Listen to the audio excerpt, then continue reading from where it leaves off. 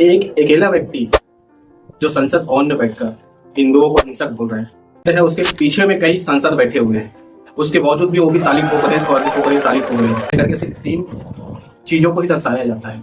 एक है हिंदू, दूसरा है सिख, तीसरा है क्रिश्चियनिटी।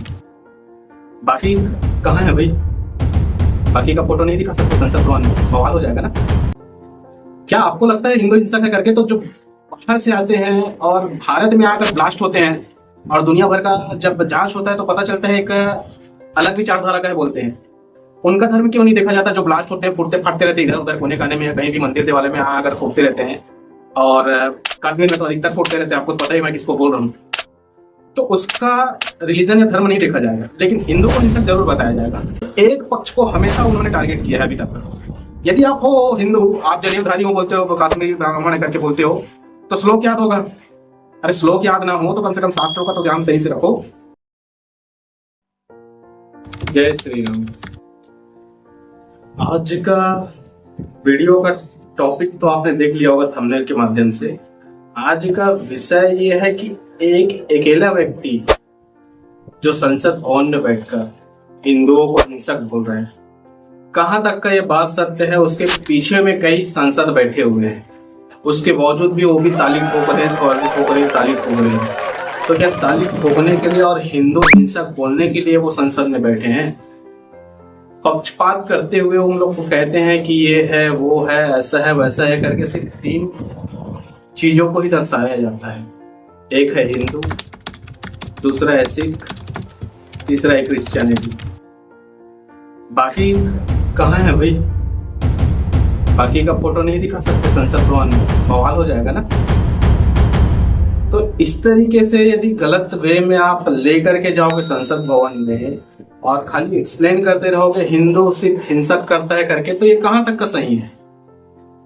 क्या आपको लगता है हिंदू हिंसक है करके तो जो बाहर से आते हैं और भारत में आकर ब्लास्ट होते हैं और दुनिया भर का जब जांच होता है तो पता चलता है एक अलग विचारधारा का है बोलते हैं, उनका धर्म क्यों नहीं देखा जाता? जो ब्लास्ट होते हैं, फूटते फाटते रहते हैं इधर उधर कोने काने में या कहीं भी मंदिर देवालय में आकर फूटते रहते हैं, और कश्मीर में तो अधिकतर फूटते रहते हैं, आपको पता ही मैं किसको बोल रहा हूँ। तो उसका रिलीजन या धर्म नहीं देखा जाएगा, लेकिन हिंदू को हिंसक जरूर बताया जाएगा।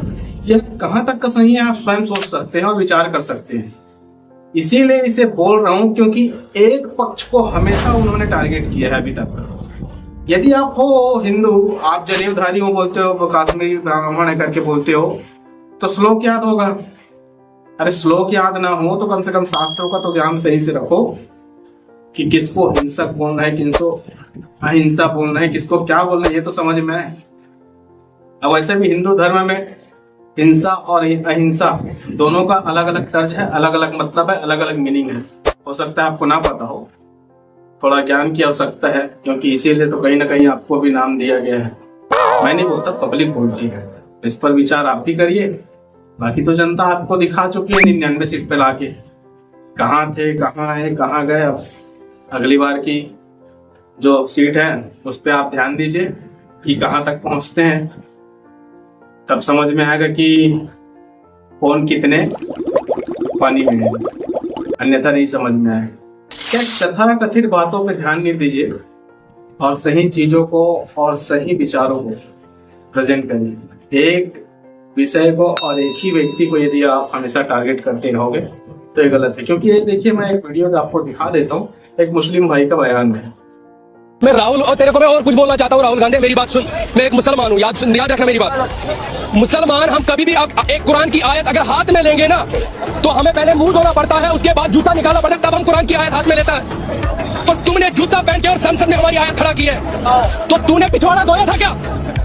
तेरी इतनी औकात है, तू मेरी कुरान की आयत हाथ में लेगा? तो मुझे 24 साल में आज तक पता नहीं तू किस धर्म से है। गलत बात है।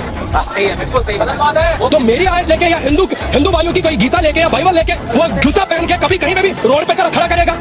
ऐसा थोड़ी वो दारू की दुकान पे भी खड़ा करेगा। अरे वो संसद है देश को आगे लेने के लिए। संसद तेरे घर के लिए नहीं है, ये देश को धर्म को बांटने के लिए नहीं वो संसद। अब संसद में किसी धर्म के भी ऐसे लेके आओगे, ये वो है, ये मुसलमानों का, ये हिंदू का, ये ईसाई का। अरे तेरे को पता ही नहीं हिंदू मुसलमान क्या होता है। तूने कुरान पढ़ा है, तूने बाइबल पढ़ी है, तूने गीता पढ़ी है कभी? मुझे एक बात बता दीजिए, हिंदू होकर तूने आज तक कभी जय श्री राम का नारा दिया है क्या? तूने भारत माता की जय बोला है कभी? मुसलमान होकर मैं आपको बोल रहा हूँ, तू अपने धर्म का कभी जय श्री राम बोल रहा है, तो मेरे धर्म का कोई आयत लेके तू संसद में खड़ा होगा। पहले अगर संसद में कोई मुसलमान है, मैं उसको भी बोलना चाहता हूँ, तू हिजड़े से बदता था क्या? जूते से मार रहा था उसको, और जो लोग तालियां बजा रहे थे जब वो हिंदू भाइयों को विरोध कर रहा था, और हिंदू को बोल रहे हिंदू नहीं है, वो हिजड़ों से भी बदतर है, वो मेंटल हॉस्पिटल से आए हुए लोग हैं जो ऐसा कर रहे थे। अरे तालियां बजाते हैं जो तो आपने वीडियो देख ही लिया कि इस भाई ने क्या कहा। ठीक इसी तरीके से इनका विचारधारा चलता है, जो संसद भवन में बैठ के जहां देश और दुनिया का यानी कि निर्णय लिया जाता है, उस जगह में बैठ के इनका बयानबाजी इस तरीके से आता है कि कहा नहीं जा सकता। बाकी हमारे हिंदू धर्म में कुछ जयचंद अभी भी बाकी हैं, जिसकी वजह से ये सब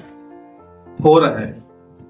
यदि बैकग्राउंड में आसपास में बैठे हुए पब्लिक उठने की जगह दो चार कहीं कुछ हुआ रहता तो बात अलग था। बाकी देखो भगवान की लीला है, जनेदारी तो बैठे ही हैं। यही शब्दों के साथ वाणी को विराम देता हूँ।